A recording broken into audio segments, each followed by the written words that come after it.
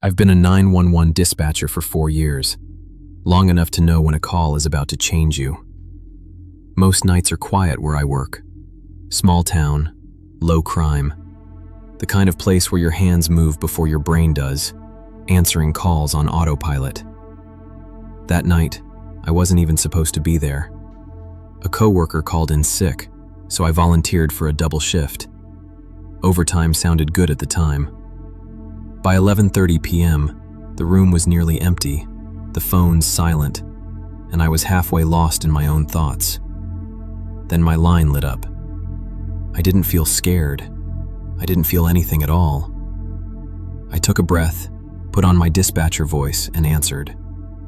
911, what's your emergency? For half a second, there was nothing. Then the man spoke so fast I almost missed the words. She's in my house. She's inside my house. I need help now. I straightened in my chair, my fingers already moving over the keyboard. Sir, take a breath for me, I said, keeping my voice steady. Tell me your location. I could hear him moving, bare feet on hardwood, his breathing too close to the phone. 427 North Oak Street, he said. Please, she keeps screaming. That got my attention. Who is she? I asked. Is this a domestic situation? No, he said immediately. I don't know her. I flagged the call as a home invasion and dispatched units to the address. The nearest patrol was several minutes out. Okay, I said. Help is on the way. Are you injured? No, he replied. Not yet. I didn't like that answer. Where are you right now? I asked. I'm in the bedroom. The door's locked. I pushed the dresser in front of it. Good, I said. Stay there. Do not open that door for anyone except the police. It's breaking things, he whispered. She keeps calling my name, laughing. I typed furiously, documenting everything. Every second counted. Sir, listen to me carefully. Stay quiet. If she starts forcing the door, tell me immediately. She's not knocking, he said, voice trembling.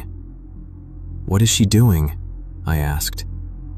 She's just standing there. For several long seconds, there was only his shallow breathing and something else faint, uneven, in the background. I couldn't place it. Too low to be human, almost like a sigh or a scrape against the floor. Then he spoke again, barely audible. She's asking me why I left her. My stomach tightened. Sir, have you seen this girl before tonight? No, he said, but she says I promised I'd come back.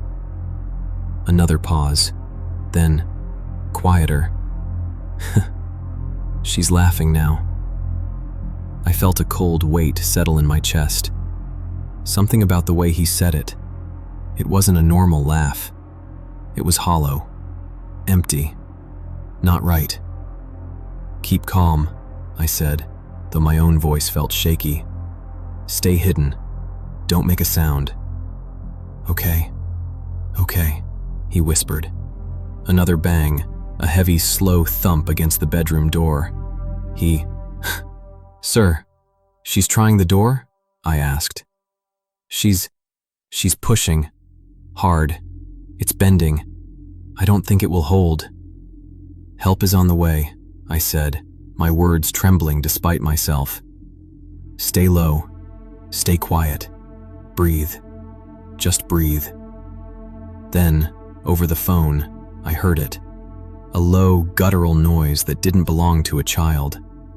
It made my skin crawl, my hair stand on end. She's at the door now, he whispered. I leaned closer, every sense on high alert. Sir, whatever you do not let her in. Not for anything. She's staring at me, he said, voice breaking. She knows I'm here. She knows my name. And then The line went silent. I froze, gripping the headset. My fingers hovered over the keyboard, unsure what to type next. "Sir, are you still there?" I asked, my voice barely above a whisper. "Yes, she's moving," he stammered. "She's at the door. Oh God, she's screaming my name. And it's not like a kid screaming, it's wrong." My stomach dropped. Wrong. That was the word. "Stay low, stay quiet, breathe," I said, forcing myself to sound calm, though my chest was tightening. Another bang, this one louder. Wood splintered under pressure.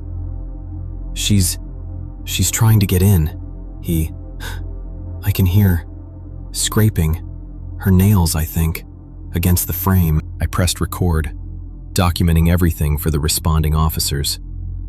My mind kept going back to the sound of the laugh. Hollow, gurgling, impossibly deep for a child. "Sir, describe her for me," I said, my fingers shaking. I don't know how to," he whispered, his voice cracking. "She looks like a little girl, but her head is wrong. And her eyes, there's nothing in them. Nothing. Just dark holes." I swallowed. My stomach knotted. The line between human and something else was gone. "Keep describing her," I urged. "I need to know what I'm sending the officers into." "She's wearing a skirt, dark spots on it, hair black, shoulder length, but it's hanging. Her neck, it's her head." He paused, trembling so hard I could hear it in his voice. Another heavy thump against the door.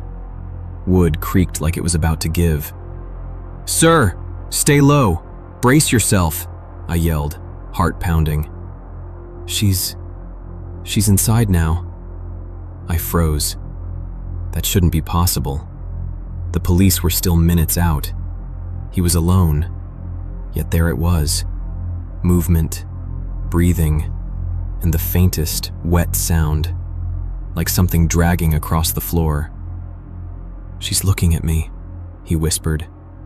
"She's smiling, but there's no face, just darkness." I felt sweat prickling at the back of my neck. My pulse was deafening in my ears. "Stay calm, stay hidden. The police are almost there," I said. But even I didn't believe it. A loud crash. Something heavy hit the doorframe. A shriek, human yet wrong, high and low at the same time. It echoed through the phone, bouncing off my walls. I wanted to drop the headset. I wanted to hang up, but I couldn't. Not now. Then, silence. For a full minute, nothing. "Sir?" I whispered. No answer. Then, a faint, wet, dragging noise from the line, and then a voice, a child's voice, almost cheerful. "I've been waiting for you." The line went dead. I stayed exactly where I was, headset still pressed to my ear, staring at the call timer as it froze on the screen. My hands moved on their own, finishing the call notes, documenting every word I'd heard. That's what you're trained to do, no matter what. A few minutes later, my console chirped again. Same incident number, different voice. "Dispatch, this is Unit 3 on scene at 427 North Oak," the officer said. His tone was tight, controlled, too controlled. "Go ahead," I replied. There was a pause before he spoke again. "Be advised, residence is completely trashed. Extensive interior damage. Furniture overturned, cabinets pulled from the walls, glass everywhere. No sign of forced entry at this time." My stomach sank. "Copy," I said. "Status on the caller?" Another pause, longer this time. "Dispatch, victim is D.O. A. I felt my chest tighten. Adult male located in the bathroom off the primary bedroom. Severe abdominal trauma. He stopped, then added, quieter. Eyes appear to be missing. I swallowed hard and typed as fast as I could. Copy, I said. Any sign of the suspect? Negative, he replied. But, stand by. I heard muffled voices in the background. Someone swearing, someone else gagging. Dispatch, a second officer came over the radio. We've got an additional finding. Go ahead. There's a false wall near the kitchen. Partial height. Doesn't match the rest of the structure. He paused. Wall was hollow. My hands went cold. We breached it, he continued. There's a blanket inside. Underneath is a juvenile, female, deceased. I stared at the screen, my vision blurring. Copy, I said, my voice flat because it had to be. Juvenile DOA. Affirmative. Later, the coroner confirmed the details. Female, 9 years old, missing for over 2 years. Cause of death, cervical fracture. Time of death recent. Too recent. I sat at my desk long after my shift ended, staring at the incident report. The address, the name of the homeowner, Parker Brooks. The man who called me that night was dead in that house. But the voice I heard on the line, panicked, terrified, didn't belong to a man who had already been missing. I was the one who answered the call. I was the one who listened. And no matter how many reports I file, or how much time passes, I can't make it make sense. I can still hear him. The incident stayed open in the system long after the house was cleared. I sat there rereading the call notes, trying to make them line up with what officers were telling me over the radio. They didn't. The homeowner was identified as Parker Brooks, male, mid-20s, reported missing weeks earlier, supposedly out of state. Canada, according to his family. The body found in the bathroom matched his dental records. That should have been the end of it. But the phone number tied to the 911 call didn't belong to Parker. It belonged to his brother, Nolan Brooks. Same last name, same plan. Listed as next of kin. Twin. I pulled up the missing person photo attached to the report. Parker and Nolan standing side by side, arms over each other's shoulders. Identical. Same height, same build, same face. I went back and listened to the audio again. Dispatchers aren't supposed to replay calls without cause, but no one stopped me.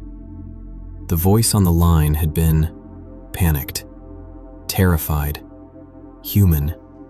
He cried when he begged for help. And according to the report in front of me, that man had already been missing when he called. I scrolled back to the first note I'd typed that night. Caller reports intruder inside residence. Juvenile female. Unknown entry. The officers never found a point of entry. No broken locks. No forced windows. Nothing to explain how anyone got in. The girl's body had been hidden inside the house the entire time. So had Parker. I closed the call like I close every other one. Proper disposition. Final remarks entered. Screen cleared. But I still hear his voice sometimes when the room goes quiet. Not screaming, just asking me to send help.